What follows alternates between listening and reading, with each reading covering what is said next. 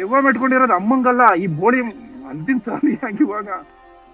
ನಿನ್ನೆ ನೈಟು ಹಿಂಗೆ Instagram scroll ಮಾಡ್ಕೊಂಡು ಕೂತಿದ್ದೆ, ರೀಲ್ಸ್ ಎಲ್ಲ ನೋಡ್ಕೊಂಡು ಒಂದು ಪೋಸ್ಟ್ ಬಂತು ಗುರು. ಲಿಟ್ರಲಿ ಕಣ್ಣಲ್ಲಿ ನೀರು ತುಂಬ್ಕೊಂಡ್ಬಿಡ್ತು ನನ್ಗೆ. ಆ ಪೋಸ್ಟ್ ಏನು ಅಂತ ಹಾಕಿ ನೋಡ್ಕೊ ಬನ್ನಿ.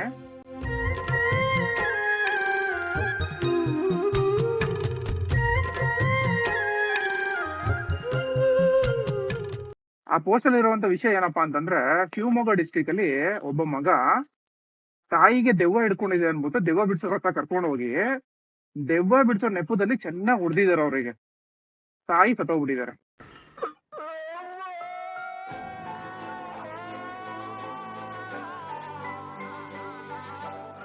ಏನ್ ತಲೆಯಲ್ಲಿ ಬುದ್ಧಿ ಇದೆಯಾ, ಲದ್ದಿಗಿದ್ದಿ ತುಂಬ್ಕೊಂಡೈತಾ ಅಂತ ನಿಮ್ ತಲೆಯಲ್ಲಿ?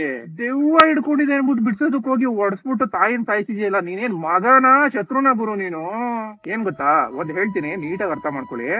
ಪರಿಸರ ಆದ್ಮೇಲೆ ಪಾಸಿಟಿವ್ ನೆಗೆಟಿವ್ ಇದ್ದೇ ಇರುತ್ತೆ. ದೇವ್ರು ಇಲ್ಲ ಅಂತಾನು ವಾದ ಮಾಡಲ್ಲ, ದೆವ್ವ ಇಲ್ಲ ಅಂತಾನು ವಾದ ಮಾಡಲ್ಲ, ಎರಡು ಇದಾವೆ ಅಂತಾನೆ ಇಟ್ಕೊಳ್ಳಿ, ಓಕೆನಾ?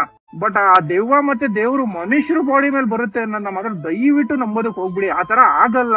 ಒಂದು ಆತ್ಮ ನಮ್ ಬಾಡಿನಲ್ಲಿ ಇದ್ದಾಗ ಇನ್ನೊಂದು ಆತ್ಮ ಬಂದ್ ಸೇರ್ಕೊಳಕ್ ಚಾನ್ಸ್ ಇಲ್ಲ, ಆಗಲ್ಲ ಆತರ. ಏನ್ ಗುರು ಮನುಷ್ಯನ, ಏನ್ ರಾಕ್ಷಸನ ಗುರು ನೀನು?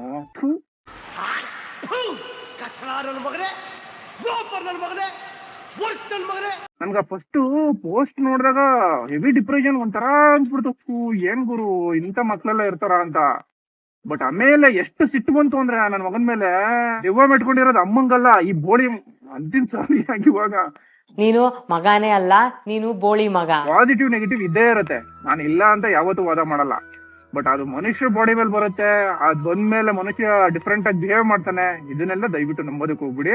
ಇದೆಲ್ಲ ಒಂದ್ ಬಿಸ್ನೆಸ್ ಅಷ್ಟೇನೆ, ದುಡ್ಡು ಮಾಡೋದಕ್ಕೆ. ಅಂದ್ರೆ ಆಬ್ವಿಯಸ್ಲಿ ಮನುಷ್ಯ ಬಾಡಿ ಮೇಲೆ ದೇವ್ರು ಬಂದಿದೆ ಅಂದ್ರೂ ಜನ ದುಡ್ಡು ಕೊಡ್ತಾರೆ, ದೆವ್ವ ಬಂದಿದೆ ಅಂದ್ರೂ ಅವ್ರನ್ನ ಕರ್ಕೊಂಡೋಗಿ ಇನ್ನೊಬ್ರ ಹತ್ರ ದೆವ್ವ ಬಿಡ್ಸೋದಕ್ಕೋಸ್ಕರ ಅವ್ರಿಗೆ ದುಡ್ಡು ಕೊಡ್ತಾರೆ.